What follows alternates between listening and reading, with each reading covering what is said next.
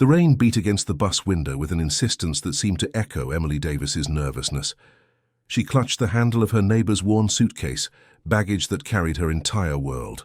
3 changes of clothes, a resume printed, on ordinary paper, a faded photo of her mother, and a promise that weighed more than any material object. Don't trust powerful men. They confuse desire with entitlement. The words of Esther Davis, whispered on her deathbed 3 months ago, still echoed in Emily's mind like a protective mantra.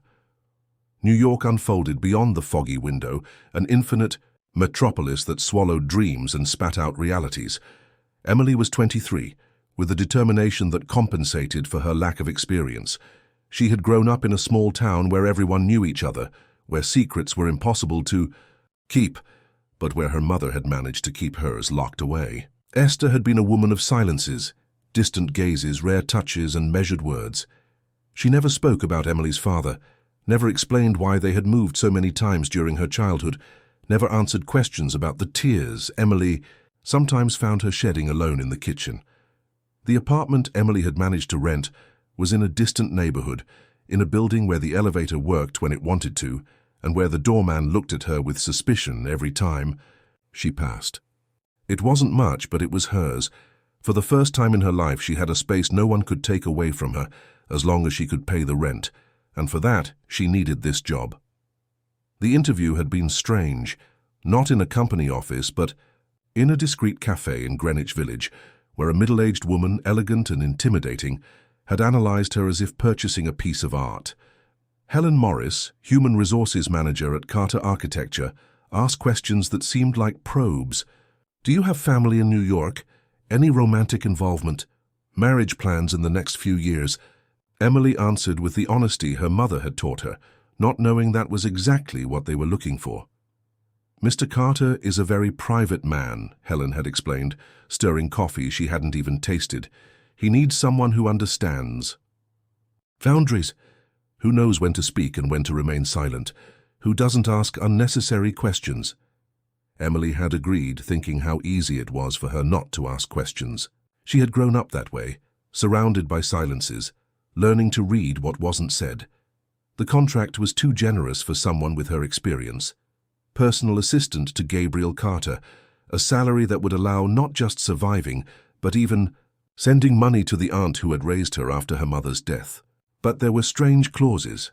Absolute confidentiality about his routine, total secrecy about the people who frequented the house, and a specific prohibition against entering certain areas of the property. Emily signed without hesitation. She needed this job more than she needed answers. The first day arrived with a sunny morning that seemed like a promise.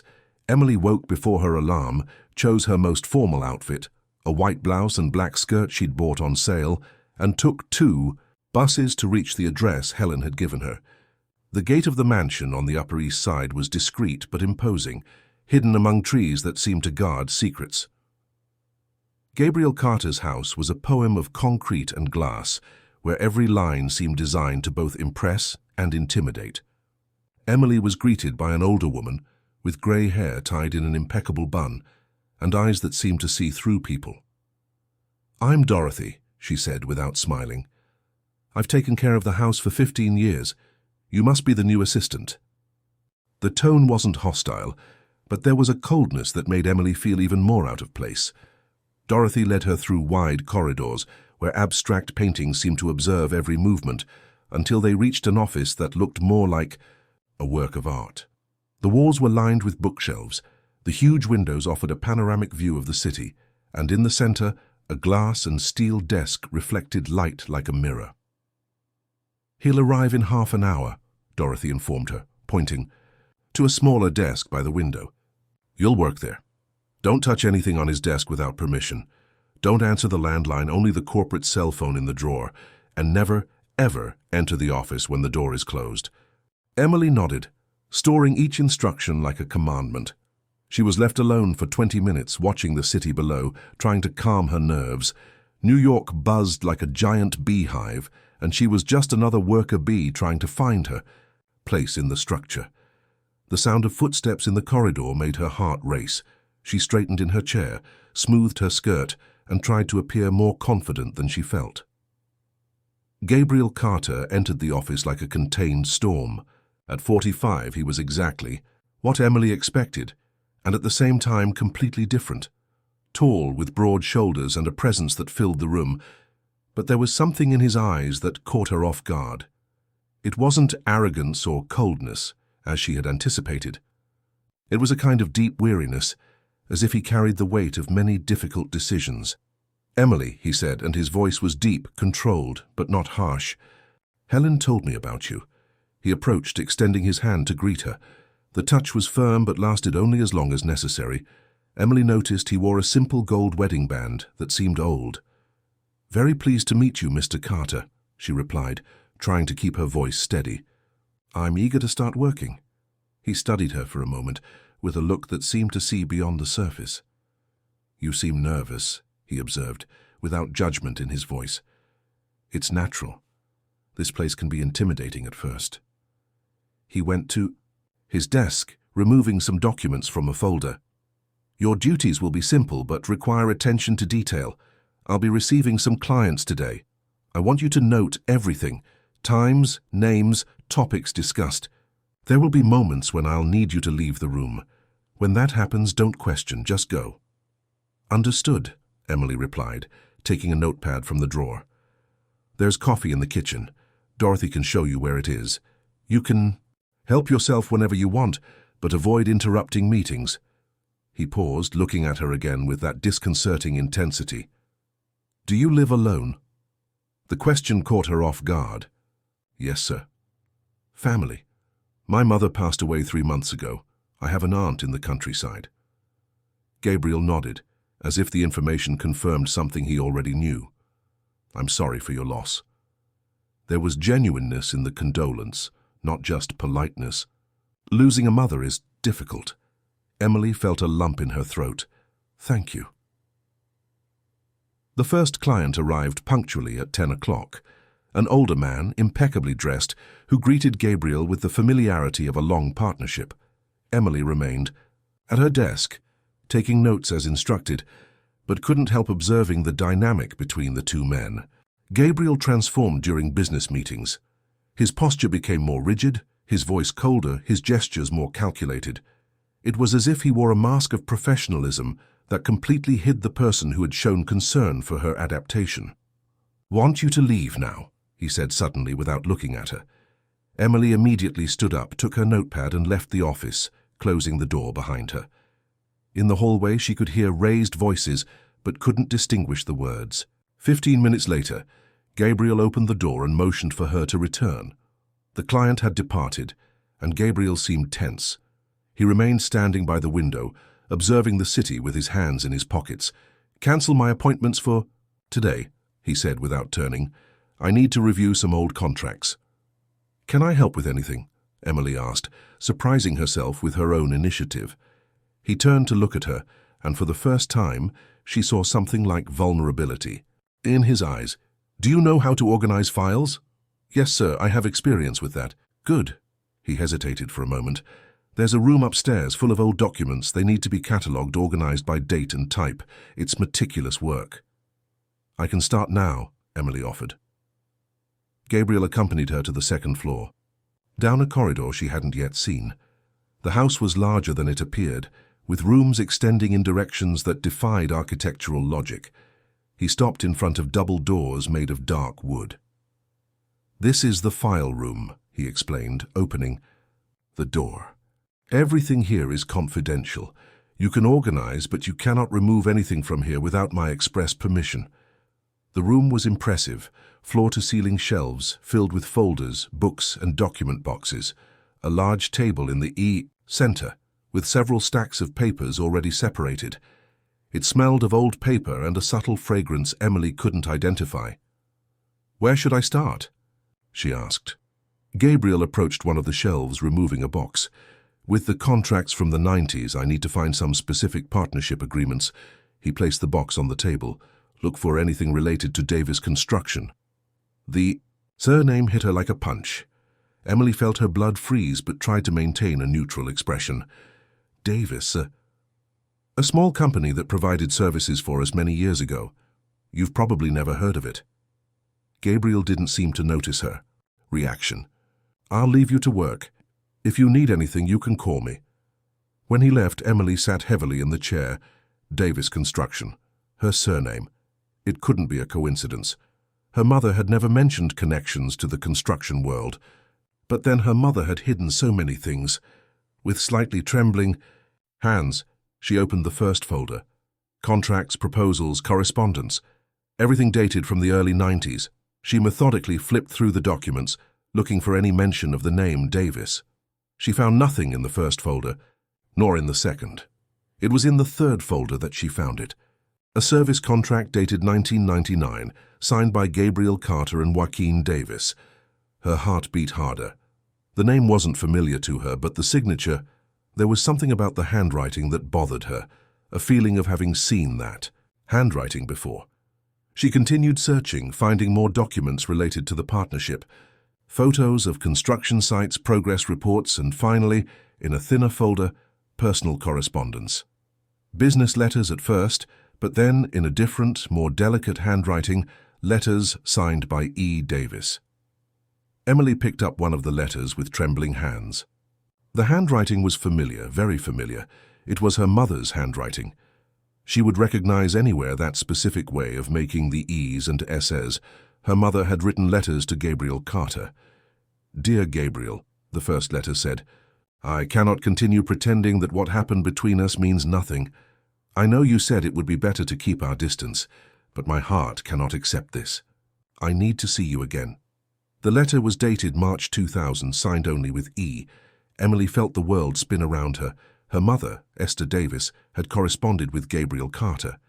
More than that, there was something intimate between them. Something her mother had completely hidden. She opened the second letter. Gabriel, you cannot simply disappear from my life like this. After what happened last week, after everything you said to me, you owe me at least an explanation. I cannot continue working here pretending I don't feel what I feel. Working here. Her mother had worked for Gabriel Carter. Emily remembered the constant moves during childhood, the vague explanations about temporary jobs, the inexplicable tears. It was starting to make sense, but a sense that terrified her. The third letter was different. The handwriting seemed more hurried, more desperate. I can no longer stay here. It's becoming impossible to work with you, treating me as if I were invisible. I know you feel the same as I do, I saw it in your eyes, but I understand that your position, your family, all that is more important than what we have. I'm leaving at the end of the week. Don't try to find me. Emily held the letter against her chest, feeling tears burn her eyes. Her mother had been rejected by Gabriel Carter. She had worked for him, fallen in love with him, and been abandoned. The deathbed promise made sense now. Don't trust powerful men, they confuse desire with entitlement. The sound of footsteps in the corridor made her quickly hide the letters under other documents. Gabriel entered the room carrying a cup of coffee. I brought this for you, he said, placing the cup on the table. How's the progress? Emily tried to keep her voice steady. I'm organizing by date. I've already found some documents from Davis Construction. Ah, yes. Gabriel approached the table, picking up one of the contracts. Joaquin Davis. Good man. Honest worker. Pity the company didn't prosper. He paused. He had a daughter who worked in the office. Very dedicated woman, but one day she simply disappeared. We never understood what happened. Emily felt her heart race. Disappeared? Yes.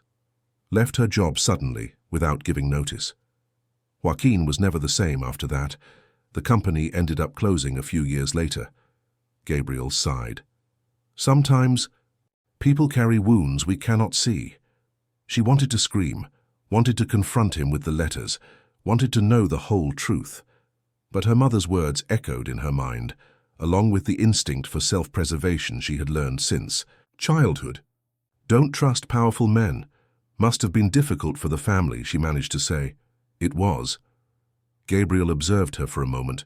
Are you sure you're all right? You look pale. Just a bit tired, Emily lied. I'm still adapting to the city. Of course. He hesitated.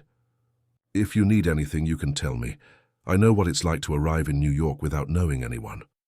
The kindness in his voice confused her even more. How could the same man who had treated her mother so coldly show genuine concern for her? Unless he didn't know who she was. Unless the Davis surname was just a cruel coincidence of fate. "Thank you," she said. "I'll continue with the work." Gabriel left the room, but not before casting one last look in her direction. Emily waited until she was sure he had gone downstairs before picking up the letters again. There were 2 more she hadn't read. The 4th letter was the most devastating. "Gabriel, I know you don't want to see me, but I need you to know. I'm pregnant. I know this changes everything. I know you have your family, your reputation to protect. I'm not asking for anything. I just thought you had the right to know. I'm leaving the city. You'll never have to worry about me or this again." Emily read the letter 3 times before she could fully process the meaning. Her mother was pregnant when she left the job, pregnant with her.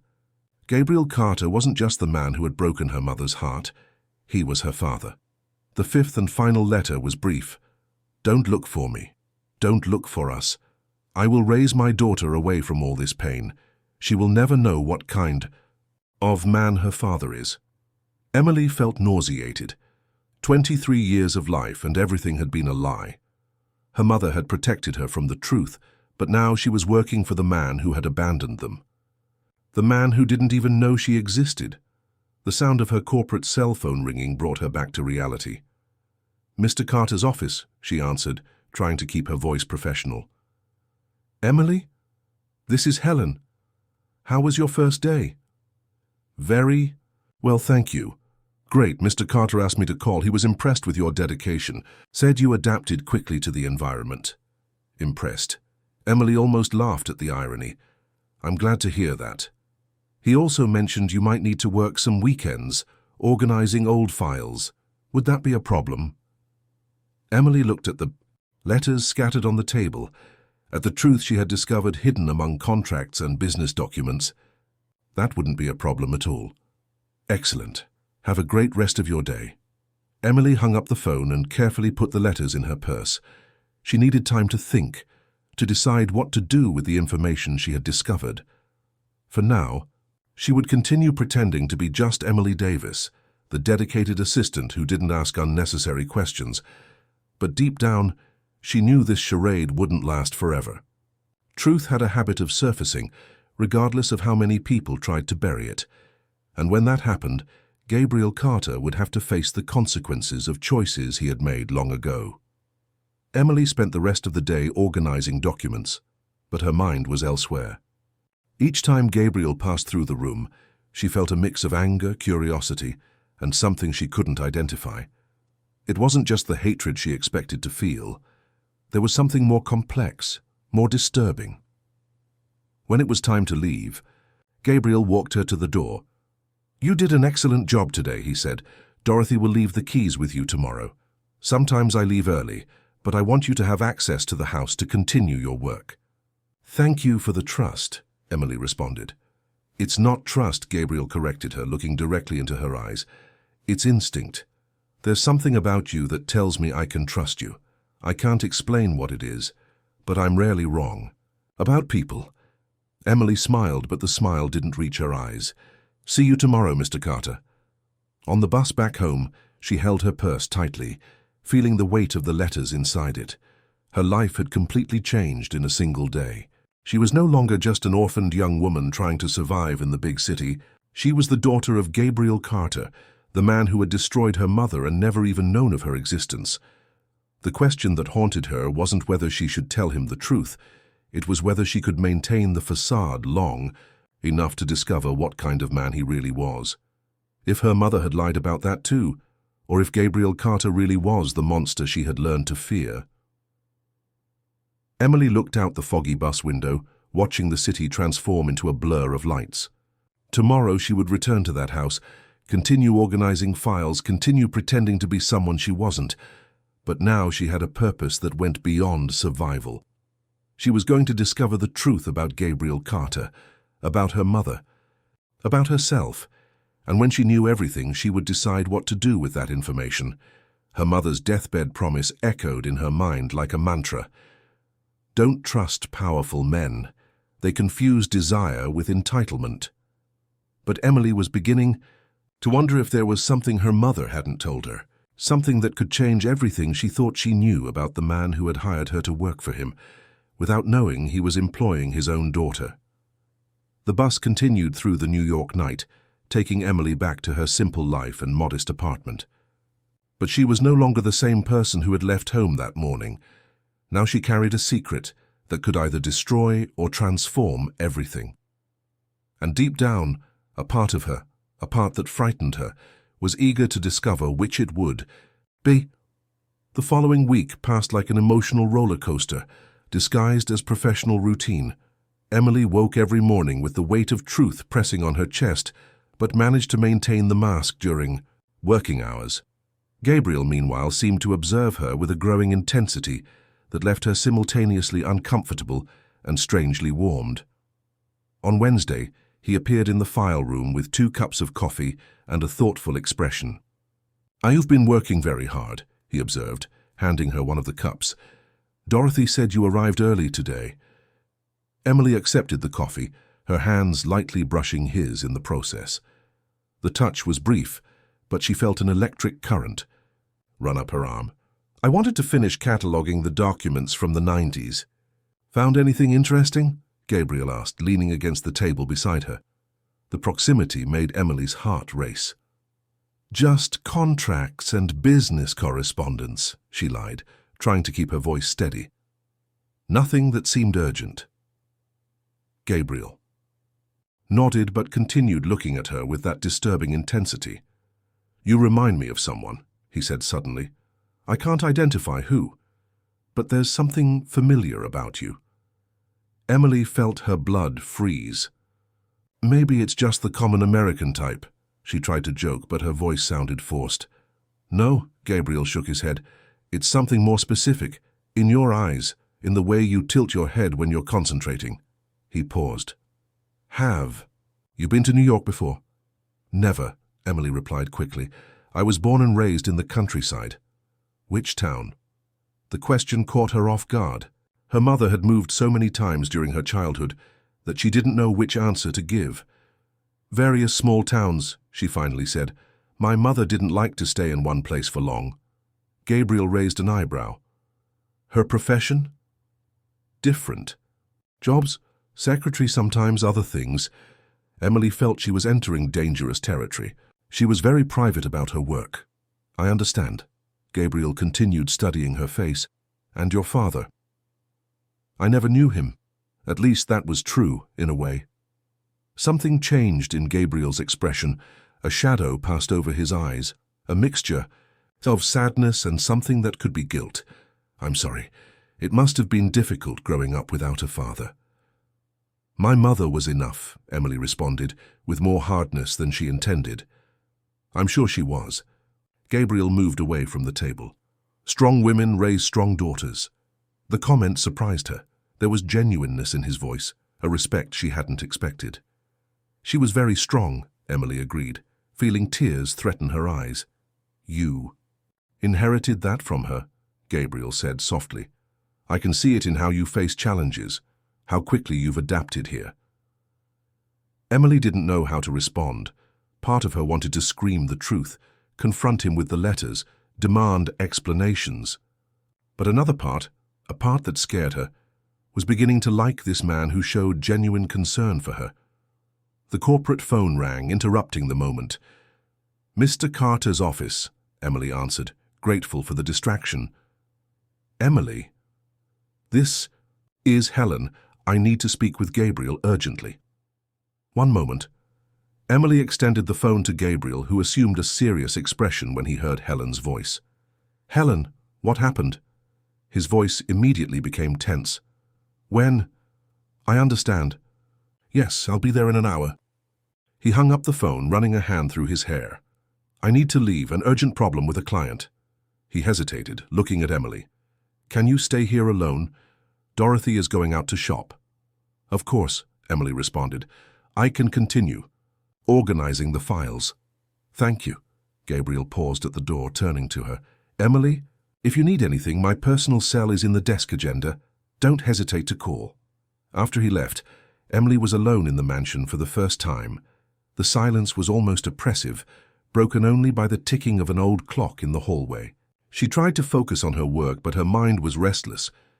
The conversation with Gabriel had awakened conflicting emotions that she didn't know how to process. Around noon, she decided to take a break and explore the house. Gabriel had mentioned prohibited areas, but her curiosity was winning the battle.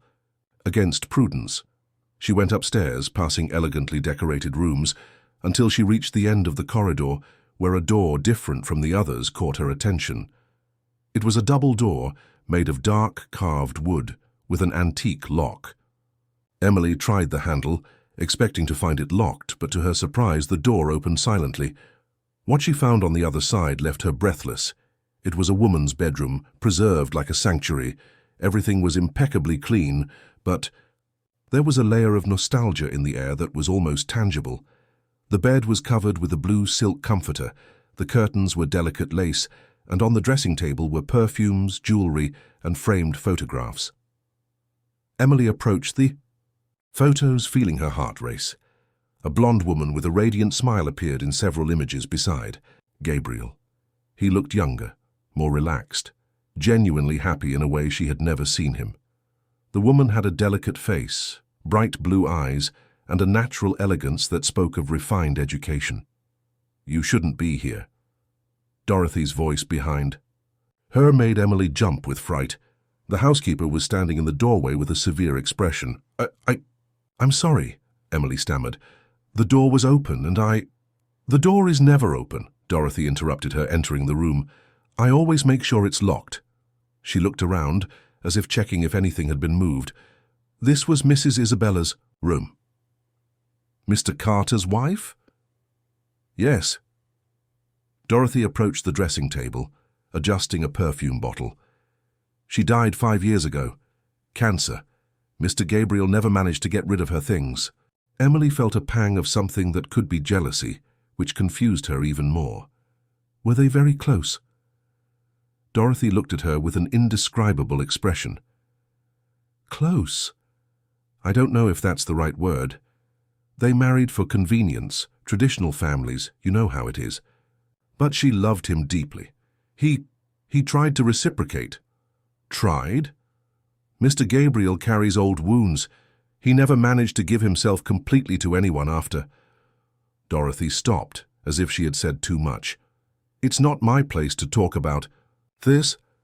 After what? Emily insisted. Dorothy studied her for a long moment. You really don't know, do you? You're not here because of that story. What story?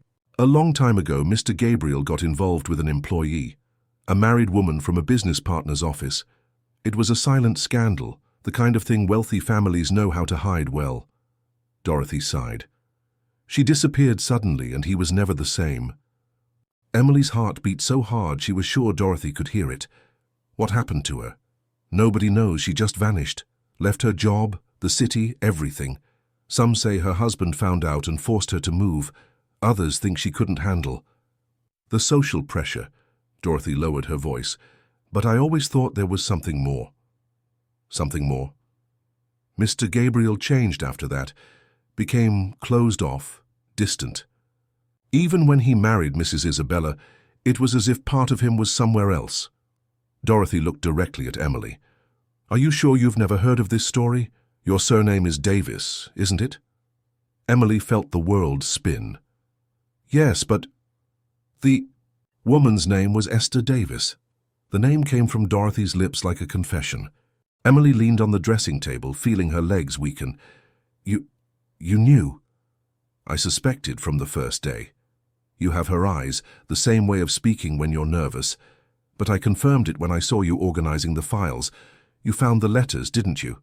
Emily nodded, unable to speak. How old are you? 23. Dorothy closed her eyes for a moment. He doesn't know, does he? No. My God. Dorothy sat on the bed, suddenly looking older.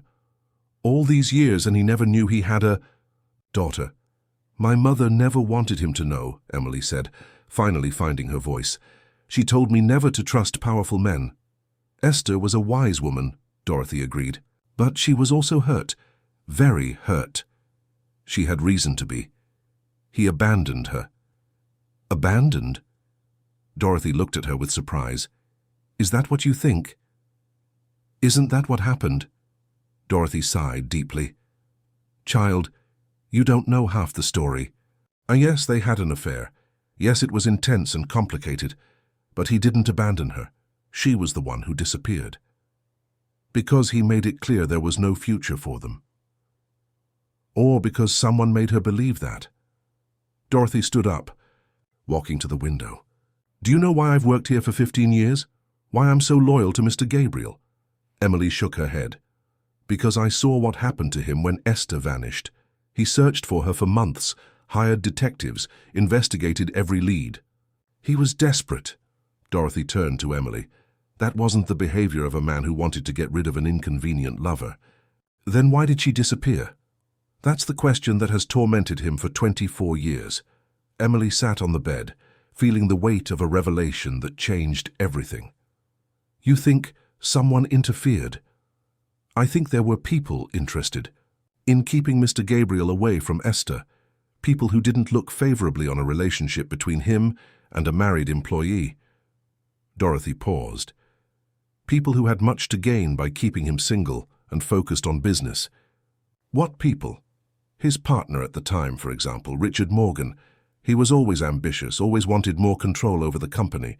An emotionally unstable Gabriel would be easier to manipulate. Where is this Richard now?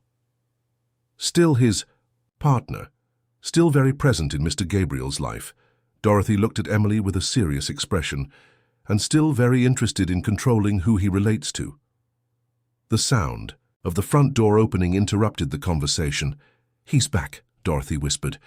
You can't let him know you were here. Dorothy, I need to know more about... Not now. Go back to the file room. Pretend you've been working the whole time. Dorothy gently pushed her toward the door. But Emily, be careful. If I'm right about what happened to your mother, you could be in danger too. Emily quickly went downstairs, reaching the file room seconds before Gabriel appeared at the door. He seemed tense, worried, but his face softened when he saw her. How was your day? He asked, approaching the table where she was working. Productive, Emily replied, trying to keep her voice steady. I managed to organize 2 more decades of documents. Excellent. Gabriel hesitated. Are you all right? You look a bit pale. Just a little tired, she lied. Gabriel sat in the chair next to her, closer than usual. Emily, may I ask you a personal question? She nodded, her heart accelerating. Have you ever felt you were destined to be somewhere? As if the universe had conspired to place you exactly where you should be? The question caught her completely off guard. I don't know if I understand. Since you arrived here, I've had the strangest feeling, like a piece that was missing in my life had finally fallen into place. Gabriel looked directly into her eyes. I know it might seem strange considering we've only known each other for a week, but there's something about you that calms me in a way I haven't felt in a long time. Emily felt a wave of conflicting emotions. Anger, because he was talking. About destiny after having destroyed her mother. Confusion because there was genuineness in his voice. And to her own horror, a growing warmth she couldn't deny. Mr. Carter, Gabriel, he corrected her. When we're alone, you can call me Gabriel. Gabriel, she repeated, and something in the way his name sounded on her lips made his eyes darken.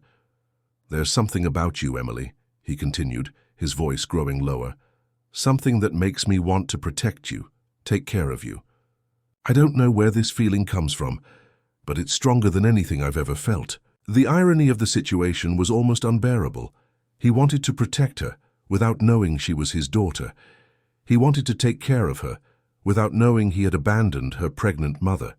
Or maybe he hadn't abandoned her, according to Dorothy. Maybe everything she thought she knew was a lie. You're married, she said, pointing to the ring on his finger. Gabriel looked at the wedding band as if he had forgotten it was there. I was married. My wife died 5 years ago. I haven't been able to take off the ring since then. Were you happy? We were compatible. Isabella was a good woman, very patient with me. but I could never give her what she deserved. Gabriel sighed. She knew part of my heart was elsewhere. With whom? With someone I lost a long time ago. Someone I've never been able to forget. Emily's heart beat faster. Your mother. My mother. Gabriel seemed confused. No, a woman I knew when I was younger. She worked for a business partner. We had an intense but complicated relationship. One day she simply disappeared from my life. And you never found out why. I searched for her for years, hired detectives, followed leads, but it was as if she had vanished into thin air. Gabriel leaned back in his chair. Sometimes I wonder if I did something that hurt her, if I said something that drove her away, or if someone interfered. Someone interfered? My partner at the time was always very protective of the business, very concerned with the company's reputation, with appearances. Gabriel paused. He never liked my relationship with Esther. Hearing Gabriel speak her mother's name was like receiving a punch to the stomach. Esther? Yes, Esther Davis. Gabriel looked at her with a strange expression. You've gone pale again. Do you know that name? Emily felt as if she were on the edge of a precipice. One word, one confirmation, and everything would change forever. It's a common name. Not to me, Gabriel said softly. To me, it's the name of the only woman who managed to break through all my defenses, the only one who made me believe I could be a better man. What would you do if you found her now? I would ask for forgiveness, Gabriel answered without hesitation. I would explain that I never meant to hurt her, that I searched for her tirelessly. I would ask if there was still a chance for us. And if she had moved on, if she had a life, a family, then I would respect that, Gabriel said, but there was sadness in his voice. But at least she would know I never stopped loving her. Emily felt tears burn her eyes. Everything she thought she knew about her story was crumbling. Gabriel hadn't abandoned her mother. He loved her, still loved her after all, these years. Emily, are you crying? She touched her face, discovering the tears had started to flow. I'm sorry, it's just... Your story is very sad. Gabriel stood up and approached her, offering a handkerchief. You're very sensitive. It's one of the things I like most about you. His touch as he handed her the handkerchief was gentle, but it provoked an electric reaction in Emily. She looked up, meeting his eyes, and saw something that made her momentarily forget to breathe. There was desire there, but also tenderness, and a vulnerability she hadn't expected. Emily, he whispered, his voice husky. Yes? May I be completely honest with you? She nodded, unable to speak. Since you arrived here, I can't stop thinking about you. It's not appropriate, I know. You're my employee, I'm much older, but he moved even closer. There's something between us that I can't ignore. Emily knew she should move away, knew she was in dangerous territory. But there was something magnetic about Gabriel, something that attracted her despite all the reasons to resist. I feel it too, she admitted, the words coming out before she could stop them. Gabriel's eyes darkened. You do? Yes, she whispered. Gabriel raised his hand, gently touching her face. You're so beautiful, he murmured. So perfectly beautiful. Emily closed her eyes, surrendering to his touch. It was wrong on so many levels that she couldn't even process them all. But it was also the most right thing she had ever felt. Emily, look at me, Gabriel asked. She opened her eyes, finding his just inches away. May I kiss you? The question caught her off guard. Her mind screamed no, but her heart, her body, her entire being screamed yes. Please, she whispered. Gabriel leaned in slowly, giving her time to change her mind. When their lips finally met, it was as if the entire world disappeared. The kiss was soft at first, hesitant, but when Emily responded, it deepened, laden with years of loneliness and repressed desire. When they separated, both were breathless. My God, Gabriel murmured, resting his forehead against hers. What are you doing to me? Emily couldn't answer. Her world had turned upside down, and now she no longer knew what was right or wrong, what was real or illusion. "I should apologize," Gabriel said, but he didn't move away. This was completely inappropriate. "Don't apologize," Emily managed to say. I wanted it too." "You did?" "Yes." Gabriel smiled, the first time she had seen him truly smile. "Then I'm not going crazy." "No," she smiled back. "You're not." The sound of the phone ringing brought them back to reality. Gabriel sighed, reluctantly moving away to answer. "Carter," he said, his voice returning to a professional tone. "Richard, yes, I'm in the office. What? When? I understand. Yes, I can be there in an hour." He hung up, running a hand through his hair. "I have to leave again, problem with a client." "All right," Emily said, trying to regain her composure. Gabriel hesitated. "Emily, about what just happened." "You don't need to explain anything." "Yes, I do. You're important to me more than you should be. I don't want you to think I'm taking advantage of the situation." "I don't think that." "Good." Gabriel approached her again, softly kissing her forehead. "Have dinner with me tomorrow night, at home. Dorothy can prepare something special." The question caught her off guard. It was clearly more than a professional invitation. Yes, she said, without thinking of the consequences. "Perfect." Gabriel smiled again. "Until tomorrow, then." After he left, Emily was alone with her tumultuous thoughts. She had kissed Gabriel Carter, her father, the man her mother had loved and lost, the man who, according to Dorothy, had desperately searched for Esther. Everything was changing too quickly. Her certainties were crumbling, her feelings were in conflict, and she no longer knew what to believe. One thing was certain: she was falling in love with Gabriel, and that made everything infinitely more complicated. The phone rang again, pulling her from her thoughts. It was Helen. "Emily, how are you adapting to the job?" "Very well, thank you." "Great. I need to ask a somewhat delicate question. Have you noticed any strange behavior from Mr. Carter lately?" The question put her on alert.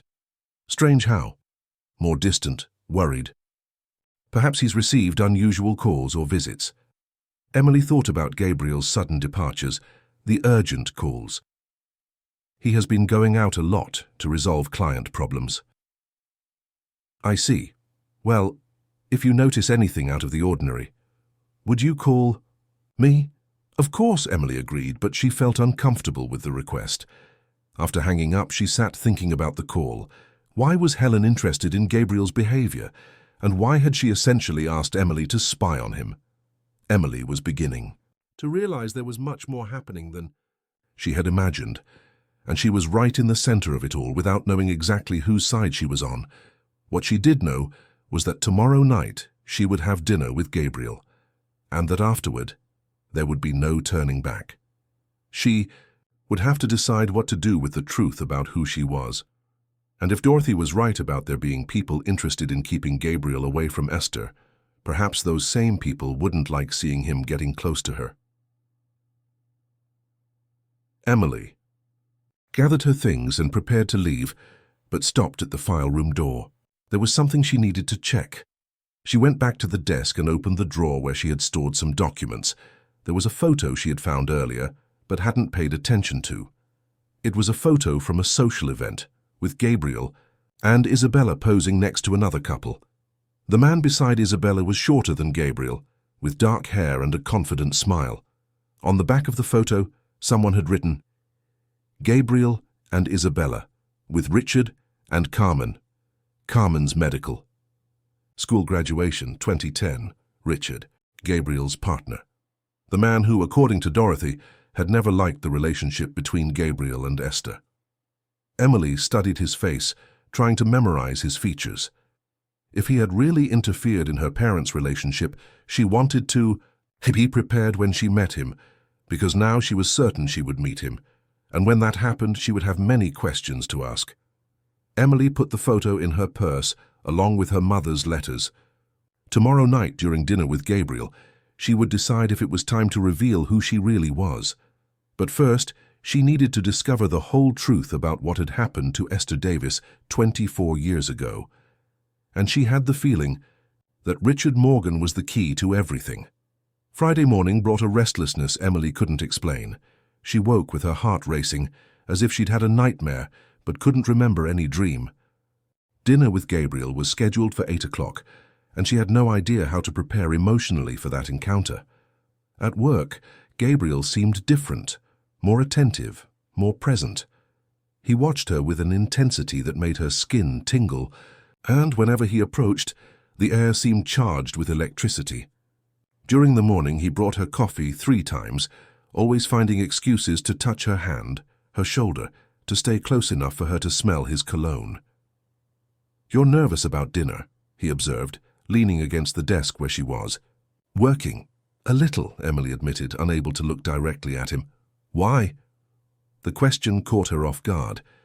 How to explain she was nervous because she was falling in love with the man who might be her father? How to say that each touch made her question everything she thought she knew about right and wrong? "I've never had dinner at an employer's home." "Before," she said, which wasn't a lie. Gabriel smiled, that smile she was learning to recognize as genuine. "I'm not just your employer, Emily. At least, I don't want to be." "What do you want to be?" The question came out before she could stop. Gabriel moved even closer, lowering his voice. "I want to be the man you think of when you wake up in the morning, the last thought before you sleep. I want to be the person you look for when you need comfort, when you're happy, when you're sad." He paused. "I want to be yours." His words hit her like lightning. There was so much desire in his voice, so much vulnerability, that she almost confessed everything right there. Almost said he was already all those things, that she was hopelessly in love with him, that she could no longer imagine her life without him. "Gabriel," she whispered, and something in the way she said his name made his eyes darken. "Do you feel—" "The same?" he asked, his voice husky. The phone rang, interrupting the moment. Gabriel closed his eyes, clearly frustrated, but answered. "Carter," he said, his voice returning to a professional tone. "Richard, yes, I can talk." He looked at Emily, gesturing for her to continue working. "No, I can't leave now. I have important commitments tonight." Emily pretended to be concentrating on the documents, but was paying attention to the conversation. The name Richard made her heart race. "I understand your concern, but this can wait until Monday," Gabriel continued. "No, Richard. Not this time." His voice became firmer. "I've already cancelled many personal things because of business. Not today." There was a pause, and Emily could hear an agitated voice on the other end of the line, but couldn't distinguish the words. "Listen carefully," Gabriel said, and there was a coldness in his voice she had never heard. "I am the majority shareholder of this company. My decisions are final. If you have a problem with that, we can discuss it on Monday." He hung up the phone with more force than necessary. Emily watched him, noting the tension in his shoulders, the way his hands were clenched. "Everything all right?" she asked softly. Gabriel sighed, running a hand through his hair. "My partner can be very insistent. Sometimes he forgets he's not the only owner of the company." "You've worked together for a long time?" 25 years, Gabriel answered, sitting in the chair next to her. "We started together right after college. We were very close in the beginning. And now sometimes I wonder if I really know him." Gabriel looked at her. "Have you ever had the feeling that someone close to you was hiding something important?" Emily felt a pang of guilt. "Yes," she said softly. "I have." "It's a terrible feeling, isn't it? You want to trust, but there's something telling you to be careful." "Maybe it's instinct," Emily suggested. "Sometimes our subconscious perceives things our conscious mind hasn't processed yet." Gabriel studied her for a moment. "You're very wise for your age." "My mother always said that life teaches quickly when you have no choice but to learn." "She seems to have been an extraordinary woman." "She was," Emily agreed, feeling the familiar pang of longing. "She taught me to trust myself, to question everything, to never accept something just because someone in a position of authority said it was true." including me. The question caught her off guard. What do you mean? Do you question my motivations? My intentions with you? Emily looked directly into his eyes. Should I? Perhaps you should, Gabriel admitted. I'm a powerful man, as you yourself observed. I have much more experience than you. It would be natural for you to wonder if I'm being honest about my feelings. And are you? Completely, Gabriel answered without hesitation. Perhaps even more honest than I should be. Perhaps I should keep more distance, be more cautious. But since you entered my life, I can't think of anything else. Emily felt her heart race. Gabriel, I know it's very fast. I know it might seem crazy, but there's something about you that makes me feel as if I'm waking up after years of sleeping. He leaned in closer. You remind me of who I was before I became cynical, before I learned that trusting can be dangerous. Trusting can be dangerous, Emily agreed, but it can also be liberating. Do you trust me? The question left her speechless. How to answer? Honestly? She trusted the man she was getting to know, the Gabriel who showed care and vulnerability. But she didn't know if she could trust the Gabriel her mother had known, the man who had been part of a story she still didn't fully understand. I'm learning to trust, she said finally. That's all I can ask, Gabriel responded, gently kissing her hand. The rest of the day passed quickly. Gabriel left to take care of some matters before dinner, and Emily was left alone with Dorothy, who seemed unusually nervous. Are you sure you want to do this? Dorothy asked as she prepared dinner. Do what? Have dinner with him. Alone. After everything we talked about yesterday. Emily hesitated. Do you think it's wrong? I think it's dangerous, Dorothy answered. Not because of him, but because of everything this could trigger. There are people who won't like seeing him getting close to you. What people? The same ones who didn't like seeing him getting close to your mother. Emily felt a chill. Do you think he's in danger? I think you both are, Dorothy said gravely. Your mother received threats, you know, before she disappeared. Someone made it clear she wasn't welcome in Mr. Gabriel's life. Why did you never tell him this? Because she asked me not to, said it would be better for everyone if he thought she had left of her own free will. Emily sat heavily in a chair. My mother sacrificed her happiness to protect Gabriel. And you, Dorothy added softly. She was pregnant, remember? She wasn't just protecting Mr. Gabriel, she was protecting you too. But from whom? From people who see personal relationships as weaknesses to be exploited. People who benefit from keeping powerful men lonely and vulnerable. Emily thought about the call she had overheard earlier, Richard's insistence, the way Gabriel had become tense. Dorothy, do you think Richard Morgan is dangerous? I think he's ambitious, Dorothy answered carefully. And ambitious people can be dangerous when they feel threatened. Threatened by what? By seeing someone they love getting beyond their control. The sound of the front door opening interrupted the conversation. Gabriel had returned, and Emily could hear his footsteps approaching the kitchen. Remember, Dorothy whispered quickly, whatever you two decide to do, be careful. There are eyes everywhere. Gabriel entered the kitchen carrying a bottle of wine and a bouquet of flowers. Emily felt her heart stop for a moment. He had changed, wearing a blue shirt that enhanced his eyes, and there was something in his posture that suggested he had prepared carefully for this evening. For you, he said, handing her the flowers. I hope you like lilies. Emily accepted the bouquet, inhaling the delicate fragrance. They're beautiful. Thank you. Ready for dinner? Gabriel asked, offering his arm. Emily looked at Dorothy, who gave her a small, encouraging nod. Ready, she replied, linking her arm with his. Gabriel led her to the dining room, which she had never seen before. It was elegant but cozy, with a table for two already set with candles, crystal, and the best china. The light was soft, romantic, and classical music played softly. You did all this for me? Emily asked, impressed. I did, Gabriel admitted.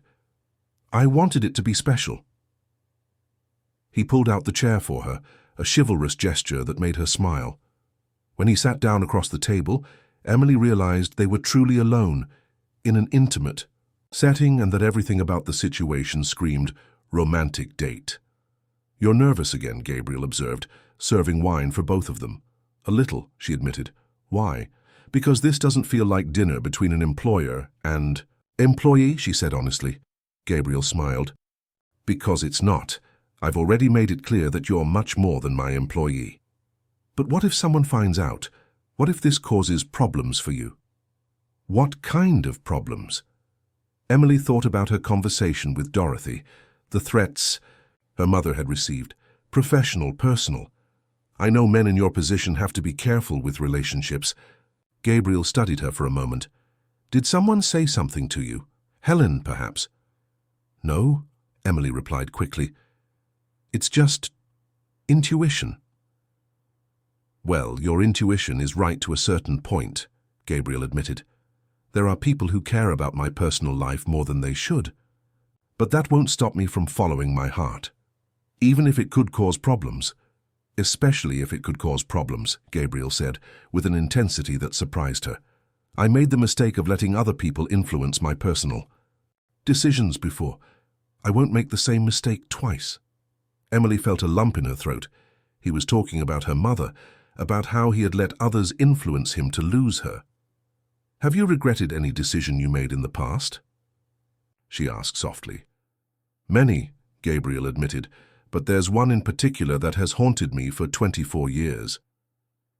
"Do you want to talk about it?" Gabriel hesitated, twirling the wineglass between his hands. "It involves a woman I loved. That I still love, actually." Emily's heart raced. Is she still in your life?" "No, she disappeared, literally. One day she was there, the next she had vanished without a trace." Gabriel raised his eyes, meeting hers. "I've always wondered if she left because I didn't make her feel safe enough to stay."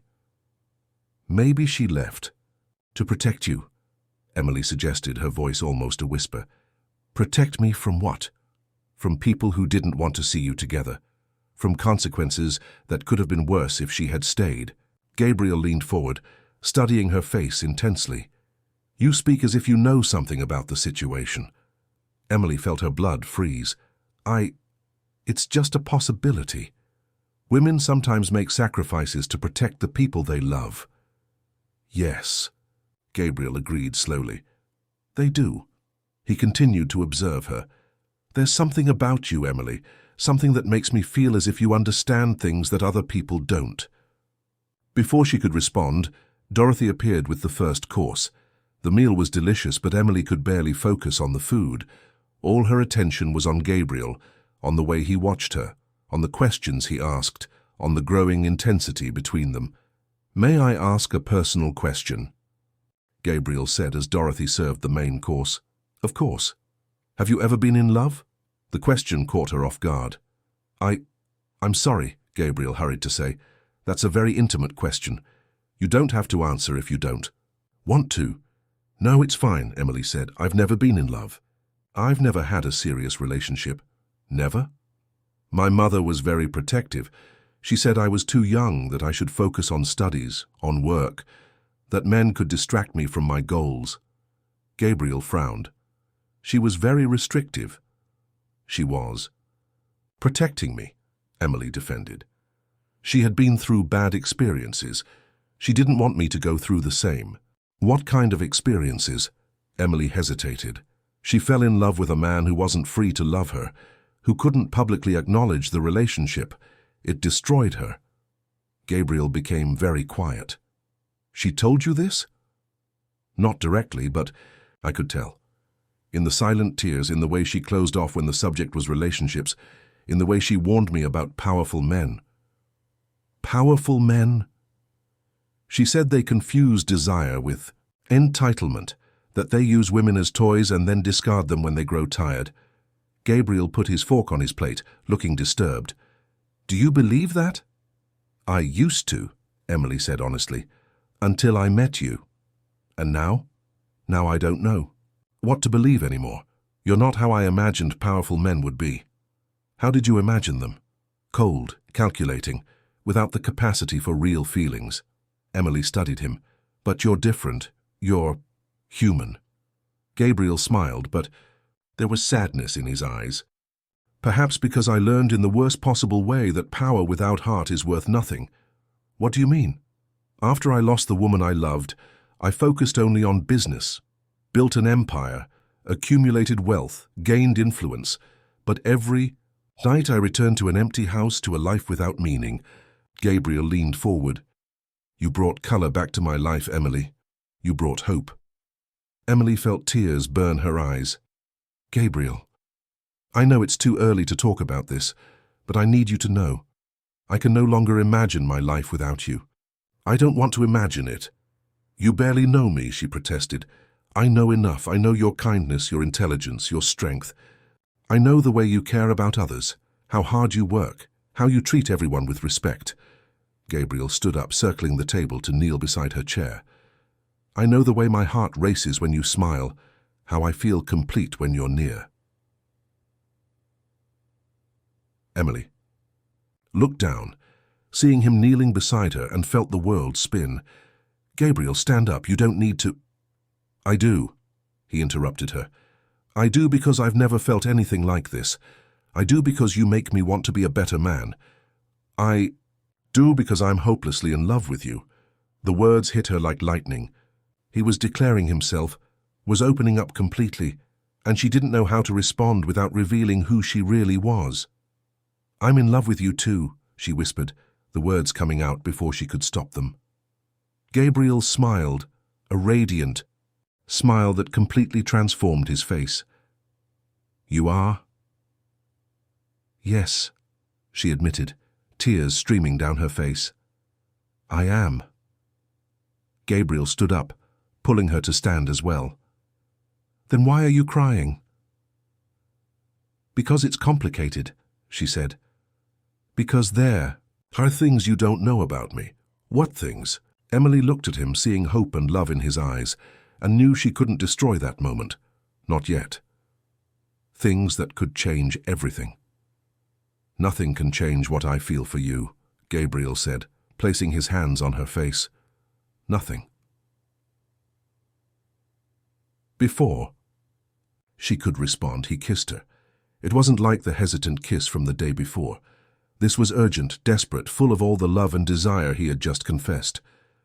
Emily surrendered to the kiss, allowing herself to feel for a few moments what it would be like if they were just two people in love, without secrets, without complications. When they separated, Gabriel rested his forehead against hers. Would you like to see my room? He asked, his voice husky. The question surprised her. Gabriel, I don't need anything beyond having you in my arms, he hurried to clarify. Just to be with you. Talk. Get to know you better. Emily knew it was dangerous, knew she was approaching a line she shouldn't cross, but her heart was making decisions her mind couldn't control. Yes, she whispered. Gabriel smiled, taking her hand and guiding her out of the dining room.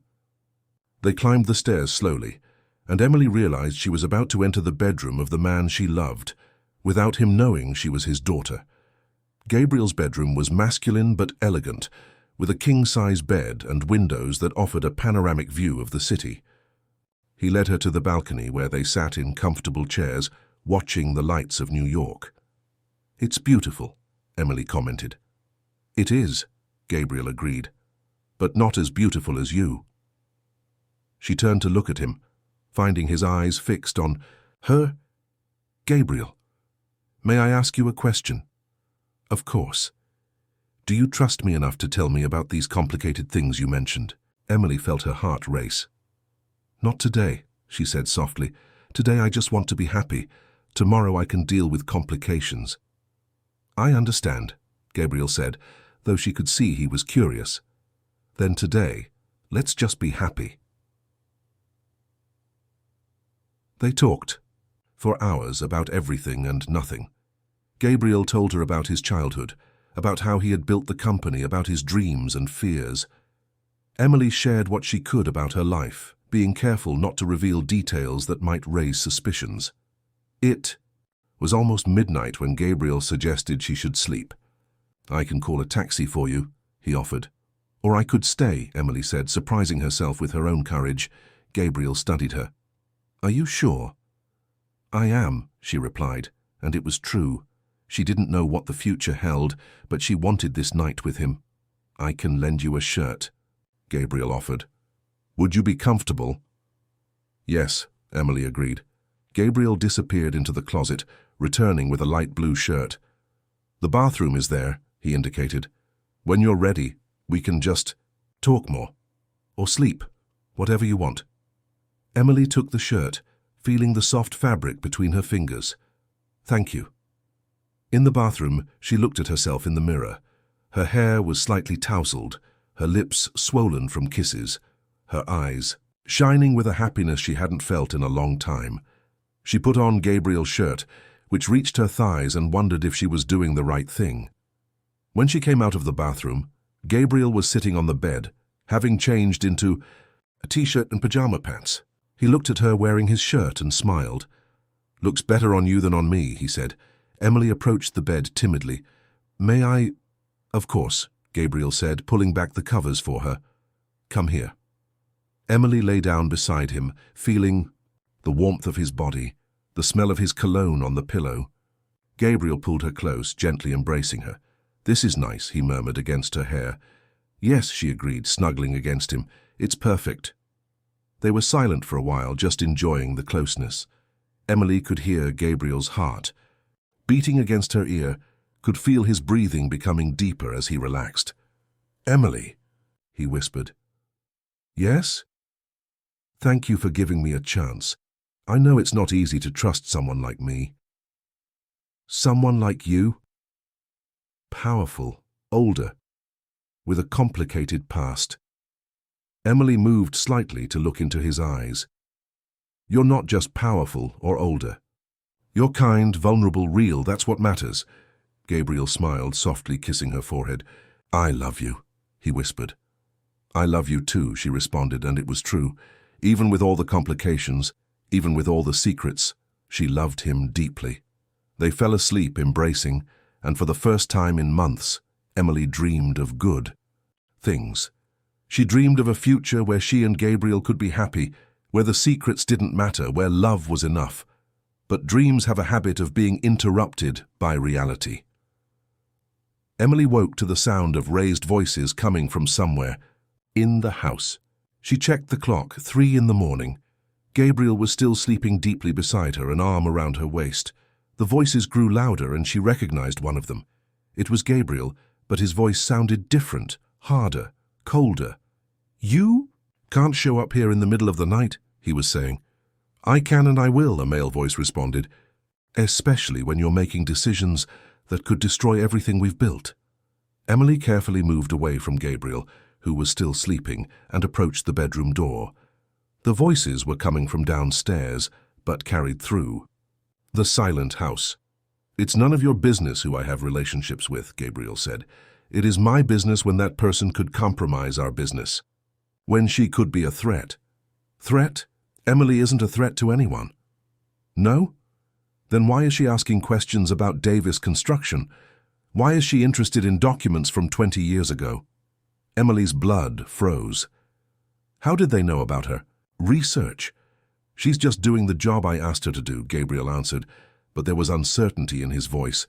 Gabriel, listen to me. You're repeating the same mistakes from the past. You're getting involved with someone you don't really know, someone who could be here with ulterior motives, like Esther had ulterior motives. There was a tense silence. Esther was different, the male voice finally said. Was she? Or did you make me believe she was different? Did you make me believe she had abandoned me? I protected you. Protected or manipulated? Emily felt her heart race. Gabriel was confronting someone about her mother, about what had really happened. Listen, the male voice continued, calmer now. You're emotionally unstable. You're making decisions based on feelings, not logic. This girl could be anything. She could be here to blackmail you, to steal information, to harm you in any way. She's not like that. How can you be sure? You've known her for 2 weeks. 2 weeks, Gabriel. I know what I feel. You knew what you felt for Esther too, and look how that ended. How did it end, Richard? Tell me exactly how it ended. Emily held her breath. It was Richard. Gabriel's partner was there, in the middle of the night, trying to convince him to stay away from her. She disappeared, Richard said simply. She disappeared or was forced to disappear. Gabriel, you're being paranoid. Am I, or am I finally asking the right questions? There was another silence, and then Emily heard footsteps approaching the stairs. Where are you going? Richard asked. To check if our conversation woke. Emily, Gabriel answered. Emily ran back to bed, quickly lying down and pretending to be asleep. She heard Gabriel climb the stairs, open the bedroom door softly and approach the bed. Are you awake? He whispered. Emily pretended to wake slowly. Gabriel, what time is it? Very late. Go back to sleep. I heard voices. Is everything all right? Gabriel hesitated. Just work, nothing to worry about. But Emily could see in his eyes that he was worried. Very worried. Come lie down, she said, pulling back the covers for him. Gabriel lay down beside her, but she could feel the tension in his body. Emily, he said after a few minutes. Yes? If someone tried to separate us, would you fight to stay with me? The question surprised her. Why would someone try to separate us? Just answer. Emily thought about Dorothy's words, the threats her mother had received, the conversation she had just overheard. Yes, she said finally, I would fight. Even if it were dangerous? Especially if it were dangerous. Gabriel kissed her softly. So would I, he murmured. This time, so would I. Emily snuggled against him but couldn't sleep anymore. Danger was approaching, she could feel it, and she was right in the center of it, carrying secrets that could destroy everything. But one thing she knew for certain, she loved Gabriel and wouldn't let anyone separate them. Not like they had separated her parents. This time she would fight, even if it meant revealing who she really was, even if it meant confronting Richard Morgan and discovering exactly what he had done to Esther Davis 24 years ago. Dawn brought a heavy atmosphere that Emily could feel even before opening her eyes. Gabriel was no longer in bed, but she could hear the sound of running water in the bathroom. When he emerged, dressed for work, his face was tense, worried. Good morning, he said, approaching the bed to kiss her softly. Did you sleep well? More or less, Emily admitted, sitting up in bed. You? Also, more or less. Gabriel sat beside her, taking her hand. Emily, I need to tell you something about last night's conversation. I heard part of it, she confessed. I'm sorry, it wasn't intentional. The voices carried through the house. Gabriel sighed. So you know it was Richard. I know, and I know he doesn't like our closeness. It's not just that. He made some accusations about you, said you were asking questions about things you shouldn't be. Emily felt her heart race. What kind of accusations? That you're interested in old documents for personal reasons, that you might be here with ulterior motives. Gabriel studied her. Is there something you haven't told me? It was the question Emily had feared. Gabriel was looking directly into her eyes, and she could see he was beginning to suspect there was more to the story than she had revealed. There are some things, she admitted carefully, but not in the way he thinks. What kind of things? Emily took a deep breath. I found documents about my family in the archives, things my mother never told me. About your family? About my mother. About the work she did, about people she knew. Gabriel became very still. What people? Important people. People she never mentioned. Emily, you're being evasive. If there's something I need to know, tell me. The urgency in his voice made her heart race. It's not simple, Gabriel. It's complicated. More complicated than having my partner show up here in the middle of the night accusing me of being manipulated. Maybe, Emily said softly. Gabriel stood up, running a hand through his hair. My God, Emily. You're scaring me. I don't want to scare you. I want to protect you. Protect me from what? From information that could hurt you, from truths that could change everything. Gabriel turned to her, his eyes intense. You're talking like your mother talked before disappearing from my life. The statement hit her like lightning. What do you mean? Esther said similar things about protecting me, about truths that could change everything. And then she disappeared. Gabriel approached the bed. You're not going to disappear, are you? No, Emily said firmly. I won't leave you. Then tell me the truth. All of it. Emily looked at him, seeing the vulnerability in his eyes, the fear of being abandoned again. She was about to speak when her cell phone rang. Don't answer, Gabriel said. It might be urgent, Emily replied, picking up the phone. The number was unknown. Hello? Emily Davis? The voice was female, older, unfamiliar.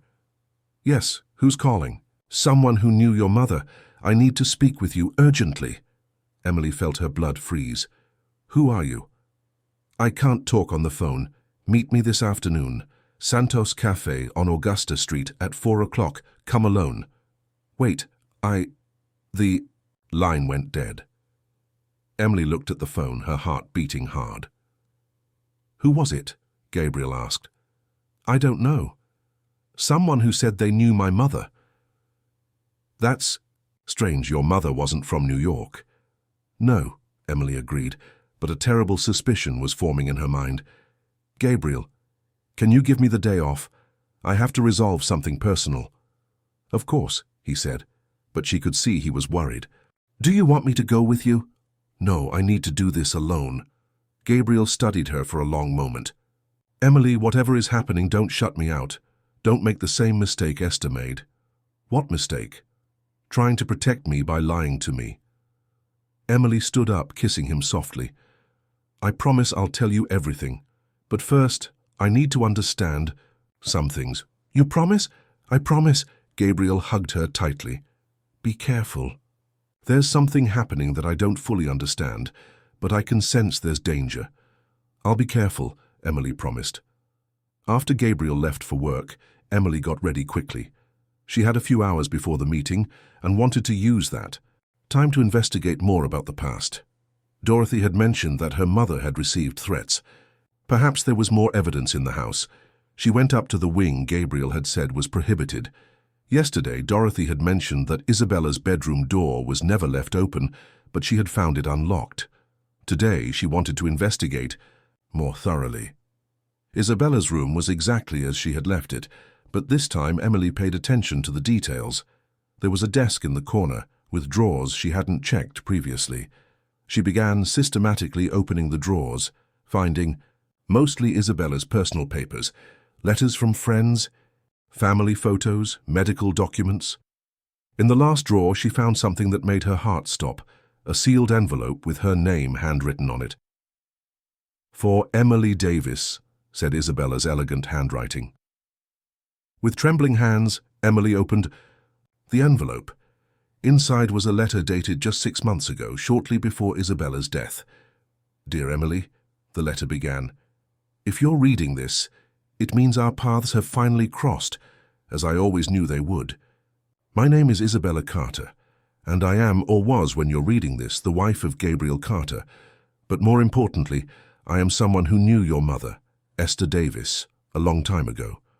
I know you must be confused, but I need you to know the truth about what happened between Gabriel and your mother. It wasn't as Gabriel thinks, and certainly not as Esther was forced to believe. I was there when it all happened. I saw how my future husband fell hopelessly in love with a woman he couldn't have publicly. I saw how this woman transformed him into someone better, more human, more real. And I saw how people close to him conspired to destroy that love. Richard Morgan is not who Gabriel thinks he is. He is ambitious, manipulative, and has a secret that could destroy everything Gabriel has built. When he realized Gabriel was seriously considering giving up everything to be with Esther, he took drastic measures. Esther received threats, not just against her, but against the child she was carrying. Yes, I knew about the pregnancy. Richard knew too. He made her believe that Gabriel would never accept a child, that it would destroy his career, his family, his life. But he went beyond threats. He forged documents, made it appear as if Gabriel was planning to marry me for financial interest. that the relationship with Esther was just a passing affair. He even hired people to follow Esther, to intimidate her. Your mother disappeared to protect you and Gabriel. She believed Richard's lies because he was very convincing.